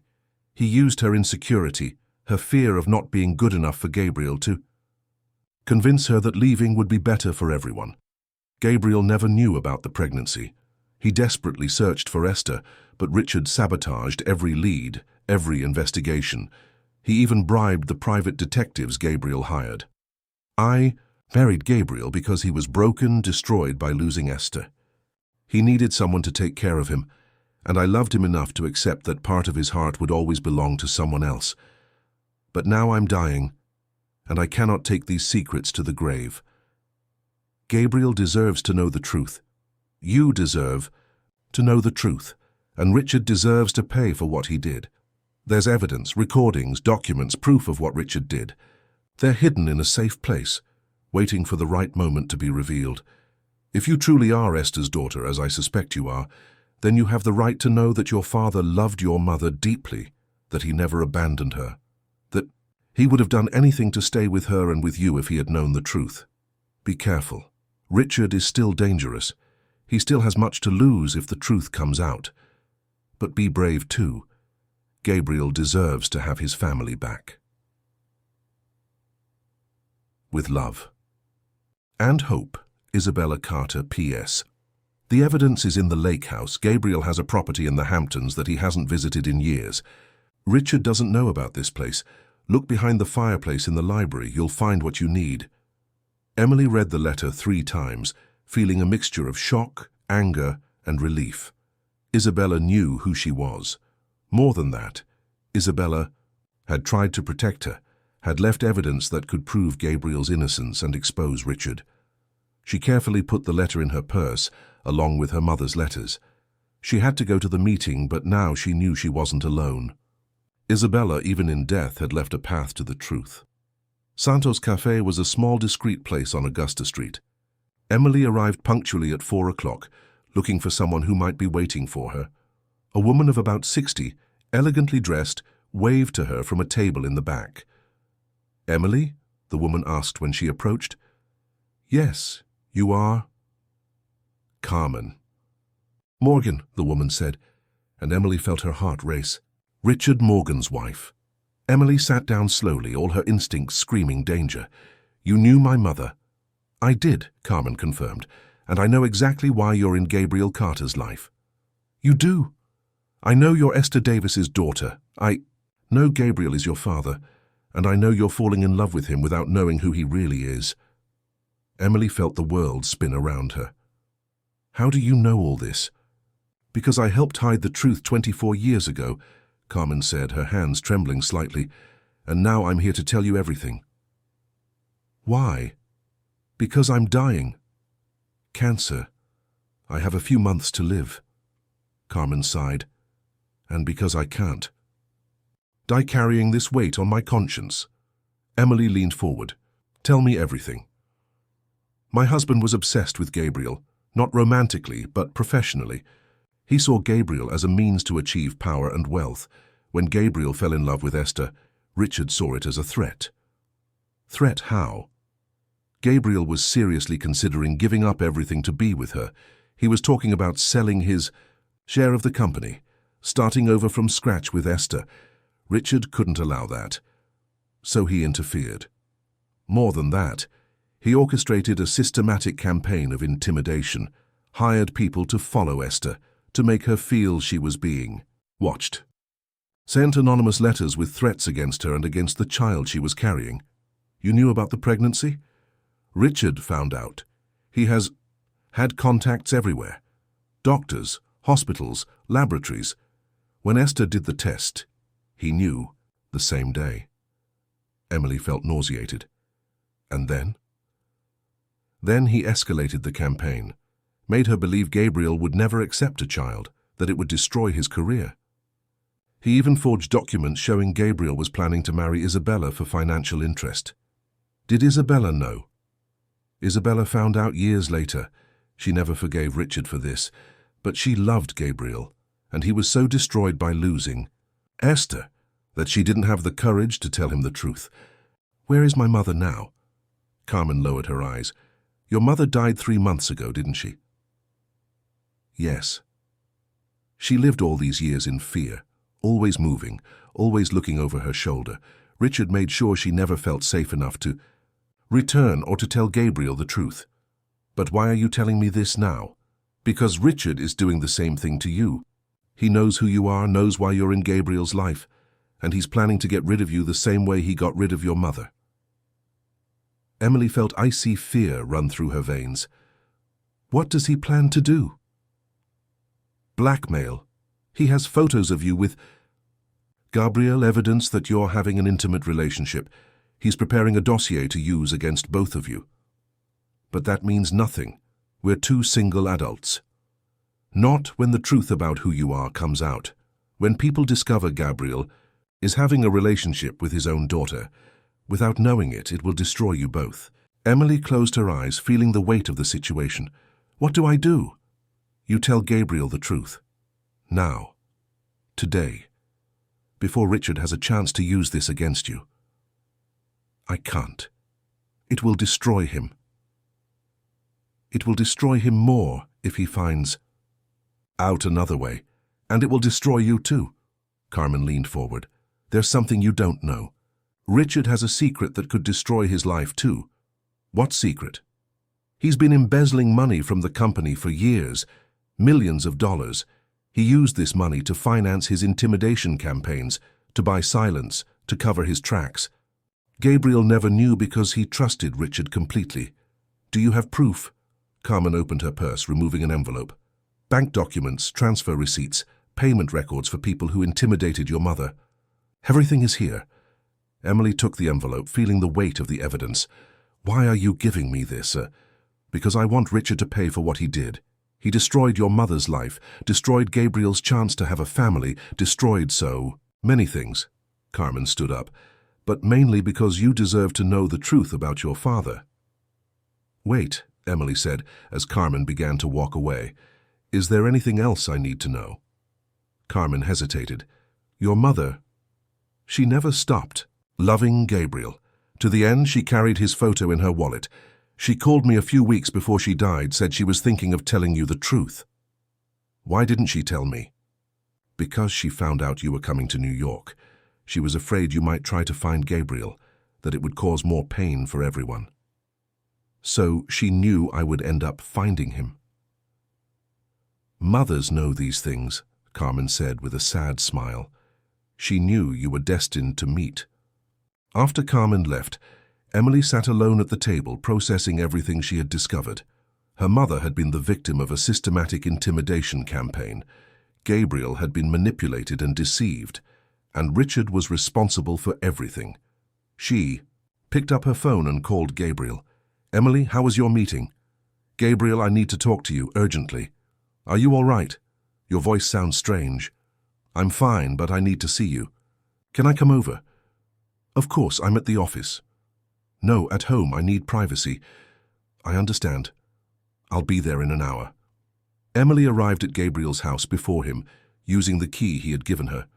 Dorothy wasn't there. The house was silent. She went up to the office, spreading all the documents on the desk. Her mother's letters, Isabella's letter, the evidence Carmen had given her. It was time to tell the whole truth. Gabriel arrived half an hour later, finding her in the office. He looked at the documents spread on the desk, at the tense expression on her face, and immediately understood something important was happening. "Emily, what is all this?"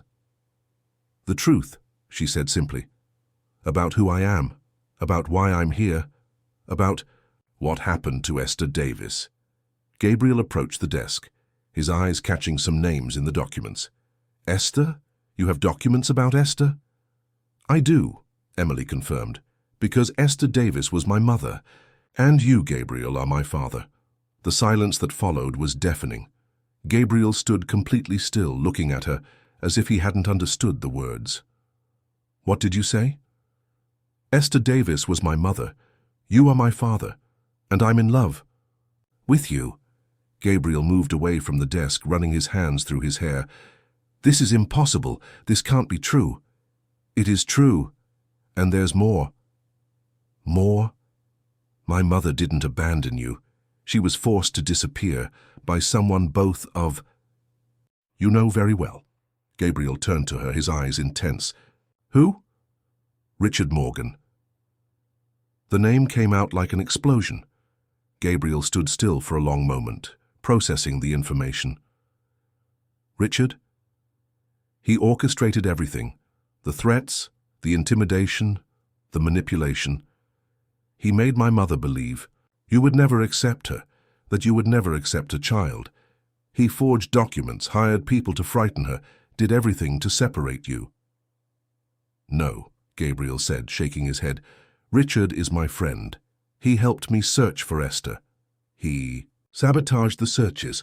He bribed the detectives you hired. He wanted you to never find her. Gabriel sat heavily in the chair, looking at the documents on the desk. You have proof? I do. My mother's letters, bank documents, payment records. Everything is here.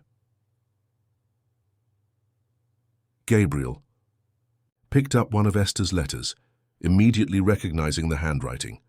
My God, he murmured. These are the letters she sent me. Yes, she was pregnant when she wrote the last one. Pregnant with me.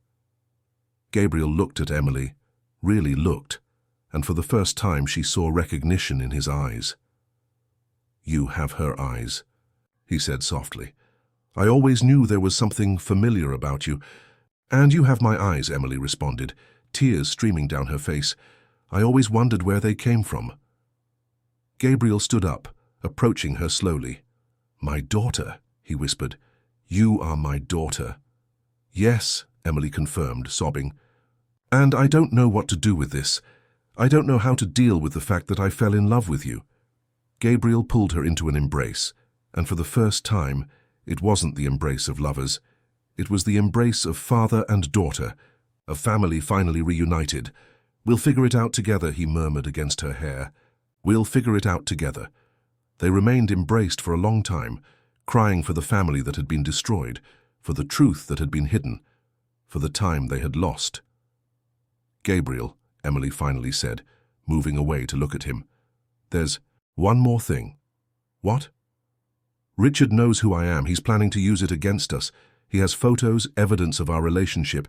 He's preparing a scandal. Gabriel's eyes darkened. He wants to blackmail us.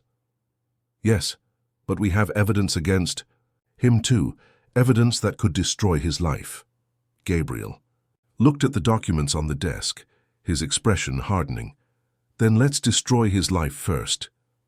How? By exposing everything, telling the truth to the world, showing what kind of man he really is. But the scandal? People will know that. That we what? That we fell in love without knowing we were father and daughter?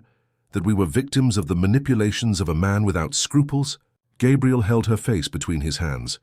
We have nothing to be ashamed of. We were deceived, manipulated, separated by someone who wanted to control us. You're not angry with me for not telling you sooner.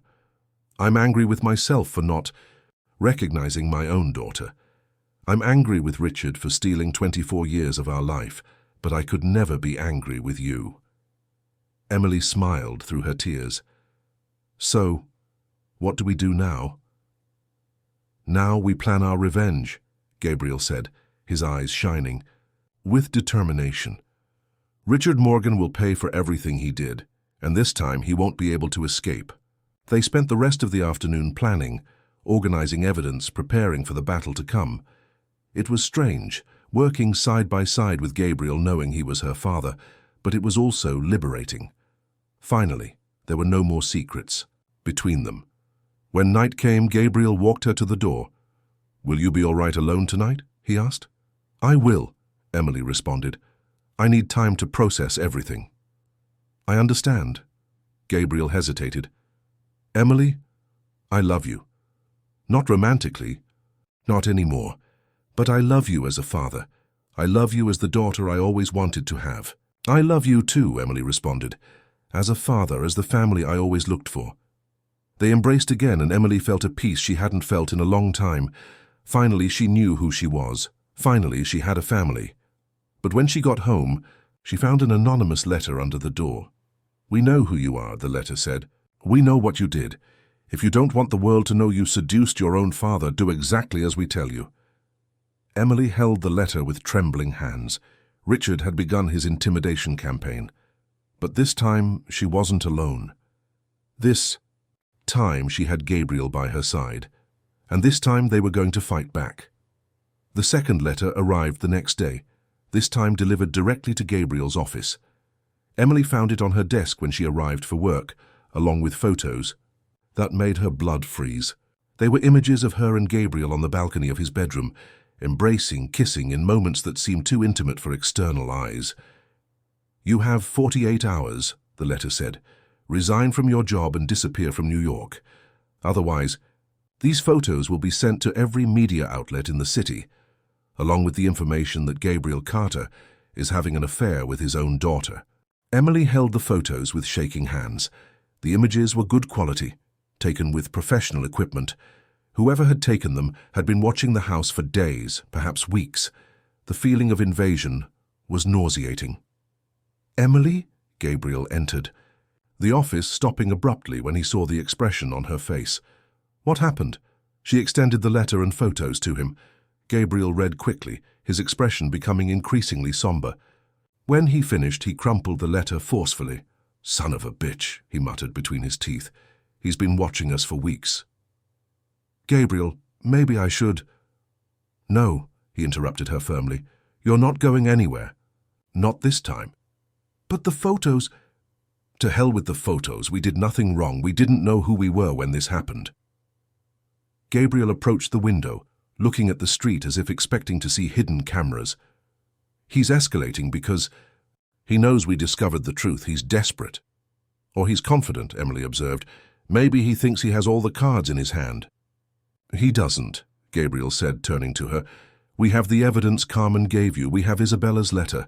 We have truth on our side. But he has the photos. He has the media. He can destroy our reputation before we have a chance to defend ourselves." Gabriel returned to the desk, picking up his phone. "Then we'll attack first." "What are you going to do?" "I'm going to call my lawyer. I'm going to prepare a press conference. I'm going to tell our version of the story before he has a chance to tell his." Emily stood up, holding his arm. "Gabriel, wait, are you sure? Once this becomes public, there's no going back." "There's no going back either way," Gabriel responded. "At least this way we control the narrative. What if no one believes us? Then, at least we'll have fought. At least we won't have hidden like cowards." Gabriel was about to dial when his phone rang. It was Helen. "Gabriel, I need to speak with you urgently. I'm on my way to your office." "Helen, this isn't a good time. It's about Richard, about things he's planning to things you need to know." Gabriel looked at Emily, who nodded for him to answer. "All right, we'll be waiting." Helen arrived 15 minutes later, looking agitated and worried. She stopped when she saw the photos spread on the desk. "So he's already started," she said, sighing. "You knew about this?" Gabriel asked. "I suspected. Richard has been pressuring me to get information about Emily since she arrived here.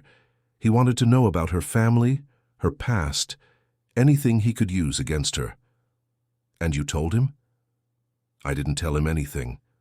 Important, but I also didn't understand why he was so interested until this morning." "What happened this morning?" Helen sat heavily in a chair. "Richard approached me in the office. He was euphoric, saying he had discovered something that would change everything, that he finally had a way to completely control you." "He said what exactly?" "That you had fallen in love with the daughter of the woman who destroyed your life 20 years ago. That you were repeating the same mistakes, but that this time he would make sure you learned your lesson." Gabriel clenched his fists. "He talked about Esther?" "He did. Said you never got over that unhealthy obsession, that you were projecting your feelings for her onto her daughter, that this would destroy you once and for all." "Unhealthy obsession," Gabriel repeated, anger in his voice. "He always knew I loved Esther. He always knew I was looking for her." There's more, Helen continued. He mentioned he has evidence that you're embezzling money from the company to finance your personal adventures. He's preparing a complete dossier to present to the board. What evidence? I've never embezzled money. False evidence, Helen clarified. He has contacts in banks, in accounting firms. He can fabricate anything he needs. Emily stood up abruptly. It's exactly what he did to my mother. Fabricated evidence, manipulated situations, made her believe lies. Your mother? Helen looked from Gabriel to Emily, confused. Helen, Gabriel said calmly. Emily is Esther Davis's daughter. She's my daughter. The silence that followed was total. Helen looked at Emily with new eyes, seeing for the first time the resemblance to Gabriel. My God, she murmured. That's why Richard was so interested in her. He knows from the beginning, Emily confirmed. He orchestrated everything. My hiring, my approach to Gabriel, it was all part of a larger plan. What plan? To compromise us, Gabriel answered. To put us in a situation where he could blackmail us, where he could completely control me. Helen stood up, pacing back and forth. This is more serious than I thought. Richard isn't just ambitious, he's a psychopath. We know, Emily said. The question is, what do we do now? You need the evidence. Isabella hid, Helen said. Without it, it's your word against his. And he has photos, falsified documents, a media campaign ready. Gabriel turned to Emily. Isabella's letter mentioned a lake house in the Hamptons. Yes, she said the evidence was hidden there. Then that's where we're going, Gabriel decided. Today. Now. Gabriel, it could be dangerous, Helen warned. If Richard discovers you went there. He won't discover, Gabriel responded. He doesn't even know that property exists. It's in the name of a company I created years ago, a company he never knew was mine. I'll go with you, Helen offered. No, Gabriel shook his head. You need to stay here, maintain appearances. If Richard suspects anything, you can warn us. All right, Helen agreed, but be careful, very careful. Gabriel. And Emily left for the Hamptons late that afternoon. The 2-hour journey was tense, both lost in thoughts about what they might find in the lake house. Gabriel drove in silence, occasionally looking at Emily, still getting used to the idea that she was his daughter. Are you sorry? Emily asked. Suddenly. Sorry for what? For having met me, for having fallen in love with me before knowing who I was, for all this mess.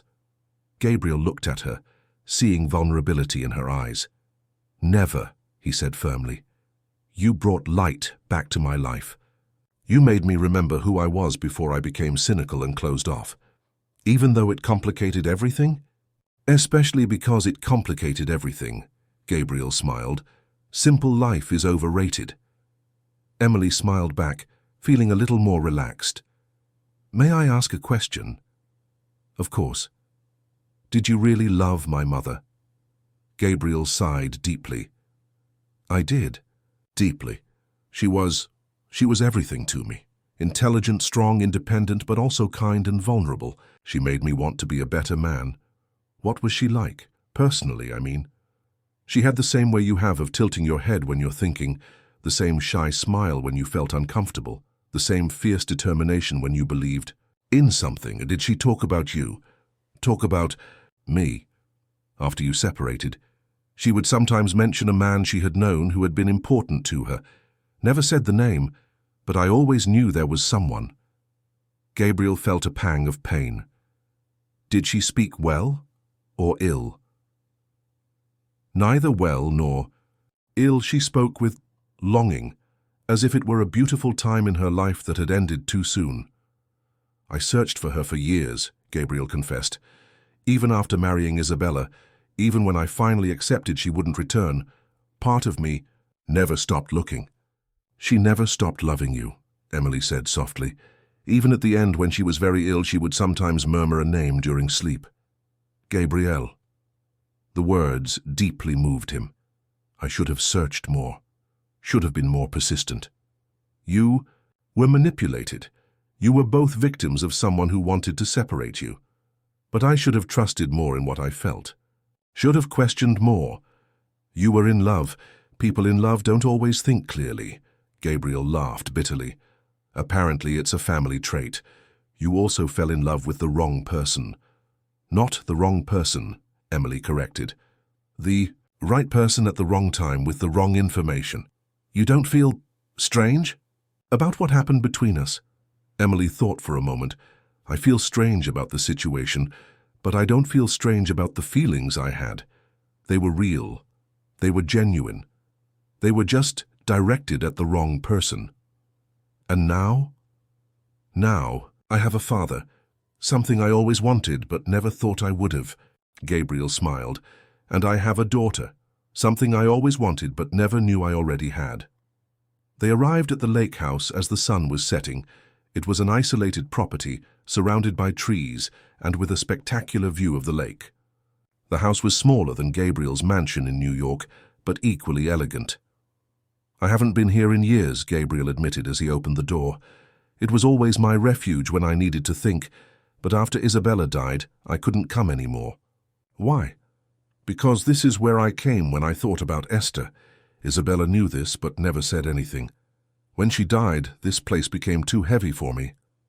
They entered the house, which smelled of mold and time.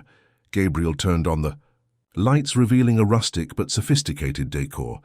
The library was on the second floor with an imposing stone fireplace. Isabella said the evidence was behind the fireplace, Emily remembered. Gabriel knelt before the fireplace, examining the stones. There has to be some kind of mechanism, he murmured, running his hands over the stones. Wait, Emily said, approaching. This stone is different from the others. She pressed a stone that seemed slightly misaligned. There was a soft click, and a section of the wall beside the fireplace opened, revealing a small safe. Isabella was smart, Gabriel observed, opening the safe. She knew I would eventually come here. Inside the safe were several folders, audio and video recordings, and a letter addressed to Gabriel. My dear Gabriel, the letter began, if you're reading this, it means the truth has finally come to light. It means Emily has found you, as I always knew she would. I've spent the last years of my life documenting Richard's crimes. Not just what he did to Esther, but everything he did to manipulate you, to control the company, to benefit at your expense. You'll find here recordings of conversations where he admits to having sabotaged your searches for Esther. Documents proving he diverted money from the company to finance his intimidation campaigns. Evidence that he bribed detectives, journalists, anyone who could help him keep you in the dark. He also has a history of similar behavior with other people. There's evidence that he ruined competitors, destroyed relationships, always using the same methods: intimidation, blackmail, manipulation. But most importantly of all, there's proof that he forged documents to make Esther believe you were planning to marry me for financial interest. There are recordings of him instructing people on how to intimidate a pregnant woman to make her disappear. Use this evidence to destroy Richard. Use it to clear your name and Esther's name. Use it to ensure he can never harm anyone again. And Gabriel, love your daughter. Love her for both of us. Love her for all the years you lost, for all the opportunities that were stolen from you, with eternal love. Isabella. Gabriel finished reading the letter with tears in his eyes. Emily was beside him, also emotional. She really loved us, Gabriel said. She documented everything to protect us. She was an extraordinary woman, Emily agreed. Even knowing you loved someone else, she protected you until the end. Gabriel began examining the documents. There were hours of recordings, hundreds of pages of evidence, a meticulous documentation of decades of crimes and manipulations. This is more than enough to destroy Richard, he said. This is enough to send him to prison. And to clear my mother's name, Emily added, to show she was victim, not villain. Gabriel was about to respond when his cell phone rang. It was Helen, and she sounded desperate. Gabriel, where are you? In the Hamptons. Why? Richard discovered you left the city. He's furious, making threats. Said if you don't return immediately, he'll release everything to the press tonight. He can't do that. He doesn't have solid evidence. He doesn't need solid evidence, Gabriel. He has photos, he has a convincing story, he has contacts in the media. He can destroy you before you have a chance to defend yourselves. Gabriel looked at Emily, who had heard the conversation. How much time do we have? He scheduled a press conference for 11 o'clock. It's almost 9 now. We can't get... They're in time, Gabriel said. Even leaving now, we'd take 2 hours. Then what do we do? Gabriel looked at the evidence spread on the table. We schedule our own press conference, now, here. How? Social media, live stream. We'll tell our version of the story before he tells his. Emily took out her phone, opening the live streaming app. Are you sure once we do this, there's no going back? There's no going back either way, Gabriel responded. At least this way we control the narrative. Helen, Gabriel said on the phone, I need you to do something for me. I need you to contact all the journalists we know, all the media contacts. Tell them that in 10 minutes there will be a live stream with explosive revelations about Richard Morgan. All right, Helen agreed. But Gabriel, be careful, be very careful. Gabriel hung up the phone and looked at Emily. Ready to change our lives forever? Ready, she responded, starting the stream. Within minutes, hundreds of people were watching. Gabriel began speaking, his voice calm but determined. My name is Gabriel Carter, and I'm here with my daughter Emily Davis. Yes, my daughter. I know this might seem confusing, but everything will soon be clear. He told the entire story. The relationship with Esther, the pregnancy he never knew about, Richard's manipulations, the intimidation campaign, the forced separation. For 24 years, I believed the woman I loved had abandoned me. For 24 years, my daughter grew up without knowing who her father was, all because one man decided he had the right to control our lives. Emily took over the stream, telling about the discovery of the letters, about the truth her mother had hidden to protect them. My mother lived in fear for 24 years, she said, her voice firm despite the tears. Fear that the threats would materialize, fear that I would be hurt, fear that Gabriel would be destroyed. Gabriel showed some of the documents found in the safe, explaining how Richard had systematically manipulated and blackmailed people for decades. Richard Morgan is not the man you think you know, he said. He is a manipulator, a blackmailer, a man who uses fear to control others.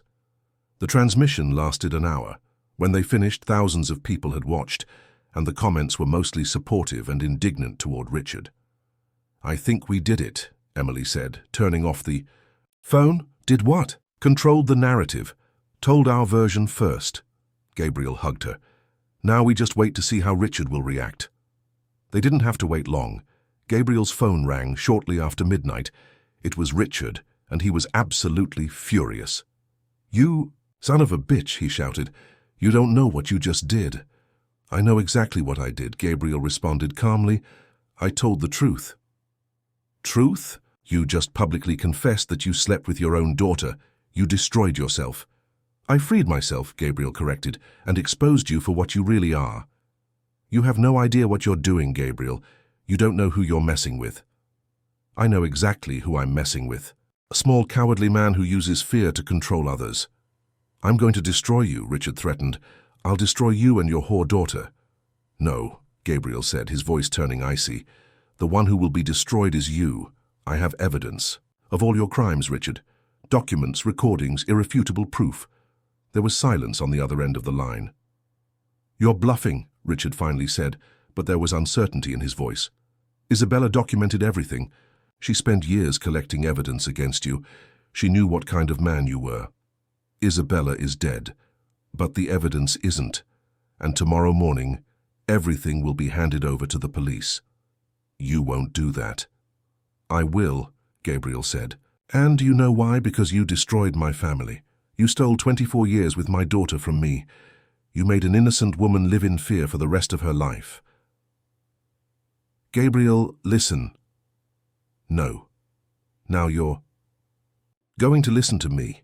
You have until noon tomorrow to resign from all your positions in the company and leave New York. Otherwise, the evidence goes to the police, to the press, to everyone who needs to know what kind of man you are. You can't throw me out of the company. I'm a partner. You're a minority partner, and when the board learns you've embezzled money from the company, they'll vote unanimously for your expulsion. Richard was silent for a long moment. You'll regret this, he finally said. No, Gabriel responded. For the first time in 24 years, I won't regret anything. He hung up the phone and looked at Emily. It's over, he said. Over? Richard knows he's lost. He knows we have too much evidence against him. He'll run. And if he doesn't run? Then he goes to prison, Gabriel said simply. Either way, he can't hurt us anymore. Emily approached the window, looking out at the lake. It's strange, she said. After so long living in fear with secrets, we're finally free. We are, Gabriel agreed, approaching her. We're free to be a family. We're free to honor your mother's memory. We're free to live. Do you think people will understand about what happened between us? Some will, others won't. But that doesn't matter anymore. What matters is that we know the truth. What matters is that we can finally be who we really are. Emily smiled. Father and daughter. Father and daughter, Gabriel confirmed. Finally. They stayed at the lake house for 2 more days, processing everything that had happened, planning for the future. When they returned to New York, they found a city in turmoil. The story had spread like wildfire, and public opinion was divided. But mostly on their side. Richard had disappeared. His office was empty, his bank accounts had been emptied. He had fled the city, exactly as Gabriel had predicted. He'll never come back, Helen said when she met them.